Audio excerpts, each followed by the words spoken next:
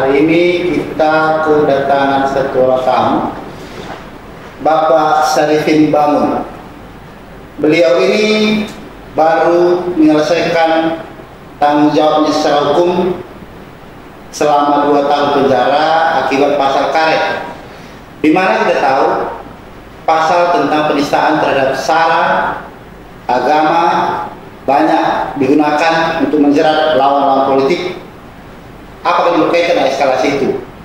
Maka kita akan berdialog pada hari ini dengan Bapak Syarifin Bangun untuk mengetahui bagaimana kasus itu berawal. Jadi Pak Syarifin Bangun, bagaimana sebenarnya awal ceritanya kasus kamu dinyatakan menista suku, menista wilayah, desa? Ya, bagaimana kita? Ya, pertama-tama puji Tuhan setelah beberapa bulan bisa kita bertemu, dan kepada masyarakat ya, khususnya Sumatera Utara dan orang Karo sedunia ya, salam jua-jua, salam tanah Karo Simalung. Ya, perlu saya revisi sedikit ya, sehingga saya kena pasal 28 ayat 2 tahun sara, saya kena pasal 27 ayat 3 2 tahun. Jadi satu pencemaran nama tak baik.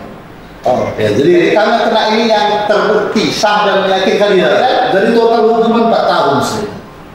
4 tahun penjara. 2 pengajuan. 2, iya. 2 persidangan. 2 kasus. 2 kasus. 2 kasus. Tapi kalau tim pembela saya sama Profesor Undang-Undang ITE Indonesia yang membela saya, yang mencoba di tengah malahan menyebut 1 kasus 2 hukuman. Dan mungkin pertama di dunia, kata beliau. 2 kasus, berarti kamu 2 persidangan. Itu 2 persidangan. 2 persidangan setahun hampir di dalam masa yang sama. Benar. Apa tidak ada usaha menggabungkan kasus? Karena berkaitan 27, 28 secara hukumnya bisa digabung. Sempat saya lihat dari penyidik itu 1 kasus, saya lihat sempat. Itu kasus yang kedua di belakangnya itu. Tapi terakhir ini yang saya bilang tadi, terakhir menjadi 2 kasus, yang malahan saya bilang tadi off record tadi, sehingga menjadi 2 kasus. Dengan pelapor yang sama? Berbeda. Dengan pelapor berbeda. Tapi saya menyebut pelaku itu oknum yang sama. Oke. Coba kita, ini adalah sebuah catatan di dalam penegakan kita. Coba kita inventarisir kasus pertama tentang tentang pasal 28 ayat 2 sara suku, agama, ras dan antar golongan. Iya, ras antar golongan. 28 itu. 28. Ini kasusnya di Facebook. Iya, di media sosial. Di Facebook yang bagaimana itu? Contoh eksplisit. Surah Aron. Surah Aron. Ulah kana dari bagian juara berliah karena ya. Ulah kana bagian juara berliah karena adalah gendam. Dapat nama Mina. Terdekat Mamina. Terdekat namanya. Dan kata-kata itu pemirsa tahu bahwa waktu saya kecil pun itu sudah sering saya dengar di itulah perempuan Karo. Iya. Anding-andingan. Anding-anding kata mereka. Dan gara-gara itu. Iya. Ya, malahan itu sampai aksi demo beberapa kali oleh para kepala desa. Oh iya, para kepala desa dan masa, dan malahan saya diadukan bulan 4 2020. Saya ditangkap itu Oktober 2020, 6 bulan. Di situ papan bunga penuh. Terima kasih. Terima kasih Bapak Kapolres. Tapi selang ini sehingga selang antara pengaduan April 2020 ke Oktober, di tengah jalan saya diadukan lagi. Oke. Sudah seseorang bernama D. Janus Paya. Saya ikuti kebetulan. Iya. Pak, lewat pencemaran nama baik. Pencemaran nama baik. Di kasus media sosial yang sama. Oh, jadi kami berdebat masalah Juhan, apalagi saya tidak ditangkap, Sudah Mei pun tidak. Jadi on case, kasus sudah dilaporkan, Iya. kamu belum diproses, ya masih diproses hukum, belum Iya. ditahan. Iya. Di dalam perdebatan Facebook Iya. tentang kasus yang sama, Iya. kamu berdebat sama seseorang, mungkin kepleset, dia juga lagi tentang pencemaran nama baik oleh Iya. kawan berdebat ini. Iya. Ya. Memang media sosial agak unik. Jadi perlu saya terangkan, sehingga kebetulan saya belajar juga media sosial ini karena saya menyebutkan diri saya cyber. Saya deklarasi itu se-Indonesia di Kota Pekalongan, Jawa Tengah. Ya haruslah saya belajar cyber, apa itu media sosial. Media sosial itu memang dunia berisik. Media sosial itu dunia berantem. Media sosial itu dunia bertengkar. Ya. Kalau tidak mau berisik media sosial, matikan data seluruh. Itu media sosial. Ya, tapi itu subjektif. Iya, iya. Artinya sama di banyak case. Iya. Kalau kami ikutin misalnya di Facebookku, aku asli nyatakan bahwa kutek-kutek tidak boleh masuk ke pidana. Iya. Itu kita sepakat. Tapi banyak juga orang lain yang malah menggunakan media sosial untuk menjerah. Iya. Nah, itu case yang lain. Perlu saya tambahi, sehingga kalaupun ratusan kasus media sosial undang-undang ITE di Indonesia, tidak akan pernah orang kecil mengadukan orang besar. Contohnya seorang ayam tidak akan pernah mengadukan harimau. Ya, ya pasti karena dia yang risik terhadap risiknya rakyat, ya pasti para pejabat. Orang kuat, pejabat, Ya. orang berpengaruh, begitu ya. Oke, jadi itulah tentang kasusnya. Itulah pengantar bagaimana kasus berjalan, sudah inkrah, kamu sudah jalani. Sudah. Kalau kita nggak ada dendam, apa Tidak, ada dendam? iya, tidak. Saya tidak.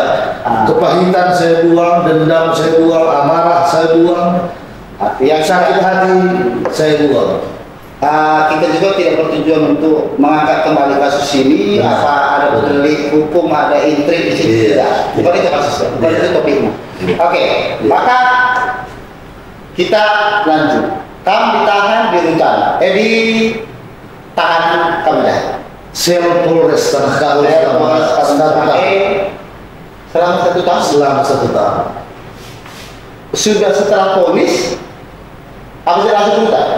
Tidak, karena sempat saya ke Rutan Kaman Jahe, itu ditolak sama Rutan Kaman Jahe. Alasan COVID. Saat itu memang Rutan Kaman Jahe sedang renovasi, dan saya pun simpang siur dan riuhnya luar biasa. Belum selesai satu, datang lagi kasus yang satu lagi, ini yang pasal 27. Oh, ya. Memang karena ada kasus satu lagi mungkin. Dari ribuan tahanan yang saya lihat di sel Polres, itu saat itu COVID, semuanya sidangnya online. Cuma saya satu-satunya dari ribuan tahanan tadi yang langsung ke pengadilan. Ini kamu ditahan di tahanan Polres. Sel Polres Karo. Jadi judulnya dititipkan rutan di Polres. Oke. Iya. Memang ada nggak nyambung memang. Iya. Bagaimana biasanya Polres yang menitip ke rutan? Iya. Tapi alasan ada. Alasannya satu, kapasitas. Saat itu Rutan Kaman Jahe dulunya terbakar. Gara-gara satu orang saya dibangun mendadak rutan pun kehilangan kapasitas. Iya, ya tapi yang lain ya kan keluar masuk ya, kapasitas kami 150, 200 itu akhirnya kalau dihitung ribuan itu yang masuk 20, 10 yang paling lama orang ini semua saya lihat ya cuma 3 bulan saya lihat Ya, memang kecuali ya yang membakar rutan dulu itu memang ada ya, ada saya lihat. oke. Jadi kami di rutan Kaman Jahe sempat? Enggak, Sempat saya 1 menit. Begitu dibuka pintu terjadi perdebatan. Enggak saya bilang ribut ya, pihak ahli Polres dengan pihak rutan. Kembalilah saya sendiri dengan Gari pakai mobil hantu. Oh, mobil hantu, mobil yang biasa digunakan oleh Tahanan. Iya. yang atapnya yang tak ada ventilasi kan? Iya. Lalu dari situ setahun di Komendan. Setahun saya di Polres. Lalu berangkat ke Berangkat ke Sidikalang. di Sidikalang. Di Sidikalang saya 4 bulan. 4 bulan. Iya. Saya sudah tenang di Sidikalang. Oke. Pertanyaan, Iya. kenapa hanya 4 bulan? Kan nggak tahu. Dipindah ke Lapas Raya Simalungun. Lapas Raya Simalungun, lapas narkoba. Iya. Emang punya pakai narkoba? Saya tidak pernah pakai narkoba. Lalu kenapa tidak saya? Itu Ya kalau yang itu subjektivitas. iya, pengetahuan saya sudah diisi. Ya walaupun lapas itu lapas narkotika, kasus pembunuhan, pemerkosaan, perampokan Emang ada di dalam? ada. Hanya 90% kasus narkoba. Oh, memang ada. Ada. Atau memang kan dari Sidikalang ke Raya permintaan sendiri?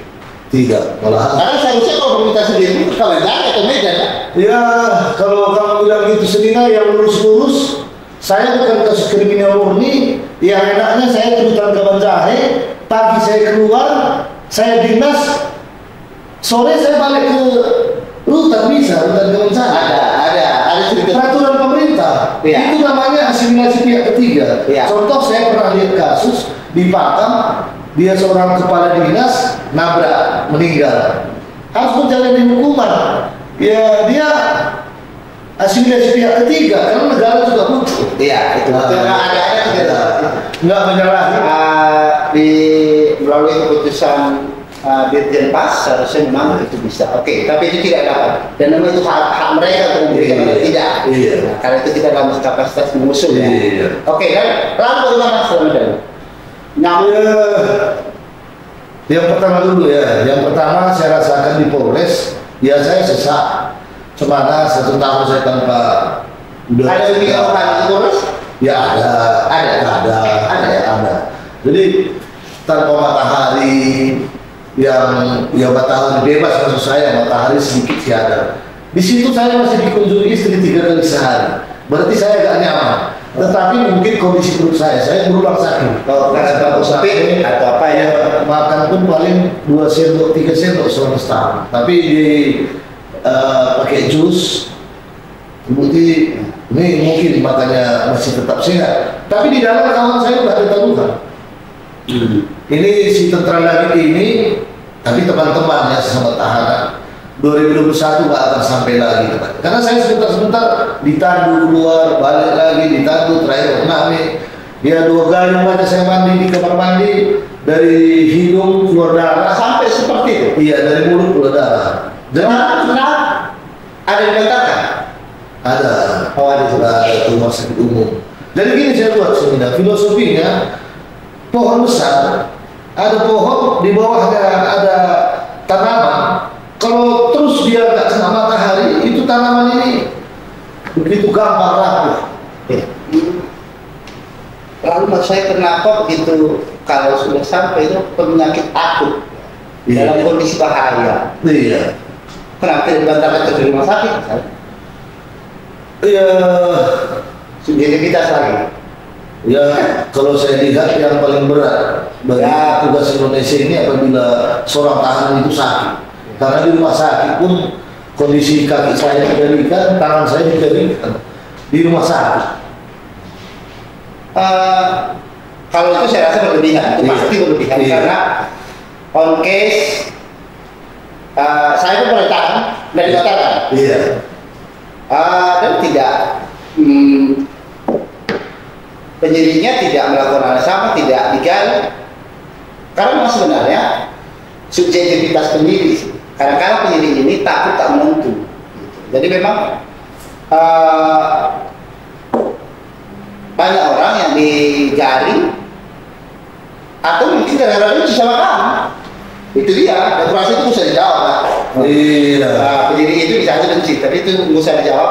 Karena kita akan lanjut kita di Sidikalang. Sidikalang hutan nyaman lah ya. Karena hutan itu segalanya sudah ada SOP-nya. SOP dan ada tertib biasanya. Sedikit saya nyaman. Kenapa saya bilang nyaman? Saya jam 6 pagi sudah tugas saya nyaman. Jadi tapi, Iya. karena tapi, tangan ke tapi. Iya.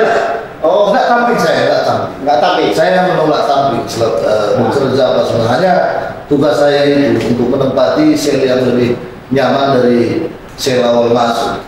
Karena ya apalagi rambut saya di saat itu putih, saya dianggap lansia. Tapi memang ya lansia itu pun 3 kriteria, di atas 45 sudah lansia. Iya. Jadi kalau memang itu Iya. dan betul tahanan lansia nggak longgar ya. Iya. Karena sedikit juga lansia. Iya. Lalu saya itu masuk ke raya.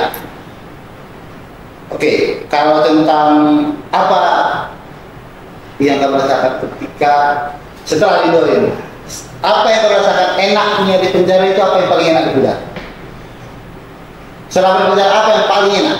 Ya saya buat begini aja, mungkin masyarakat semua pemirsa yang menilai. Ya, senilai kasih sekarang uang 200 juta, balik ke penjara aja 2 hari, saya tidak mau. Oh gitu ya. Ini paham. Malah saya tambahin biar saya rasa. Oke, di antara semua yang pahit. Jadi Selama di penjara itu aktivitas apa? Bukan makanan atau apa? Aktivitas paling enak di penjara apa? kalau Karena kita aktivitas pagi ada yang olahraga lah, lalu ada yang kebaktian lah, kita kerja kan ada yang kebaktian, ada yang ke kantin lah, ada yang ke menerima bertamu lah, kan gitu aja kita sadar kan ya gitu. itu ya apabila kita mendapat kunjungan keluarga, pada akhirnya seluruh tahanan Indonesia 6 bulan